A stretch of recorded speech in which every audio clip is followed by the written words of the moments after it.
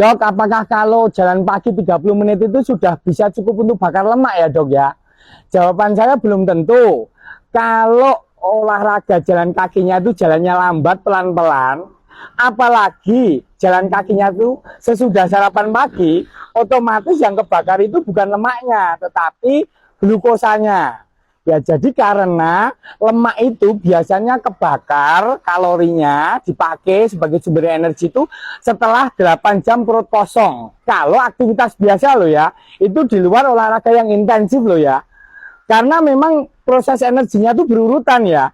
Karena tubuh kita itu canggih kayak mobil hibrid ya, atau sepeda lah. Ini sepeda tenaga paha, tenaga kempol, sama tenaga listrik ya. Sumber energi pertama itu kempol atau paha.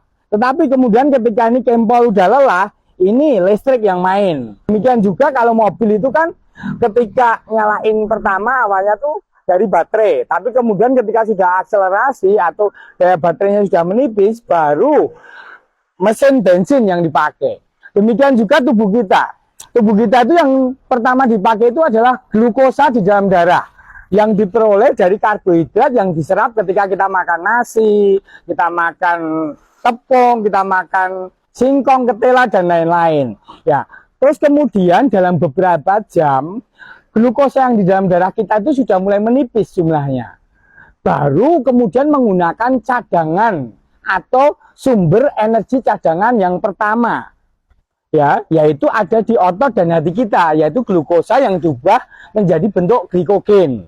Nah, kemudian ketika glikogen yang di hati sama di otot sudah dipakai, baru kemudian giliran berikutnya cadangan lemak kita yang dipakai. Namanya adalah lipolisis atau oksidasi lemak, yaitu makan waktu.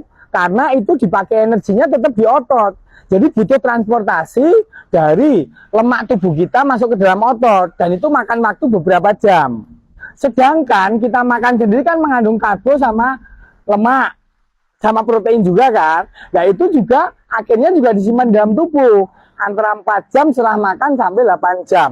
Nah benar-benar udah kesimpan itu kisaran 8 jam. Ya baru 8 jam itu cadangan lemak kita bisa dipakai. Kecuali yang olahraganya intens loh ya. Misalnya jalan cepat 30 menit atau 1 jam. Itu otomatis akan menggunakan glikogen cadangan yang pertama, kemudian langsung ke lemak yang cadangan yang kedua. Prosesnya terjadi secara metabolisme aerobik, jadi menggunakan bantuan oksigen. Tetapi ketika olahraganya intens banget kayak pemain bola, kembali yang dipakai itu malah glukosa, dan metabolisme yang terjadi namanya metabolisme anaerobik. Bagi teman-teman, kalau memang rencananya tuh memang mau bakar lemak untuk diet, kuncinya aktivitas fisik yang intensif, dan berikutnya yang kedua adalah puasa.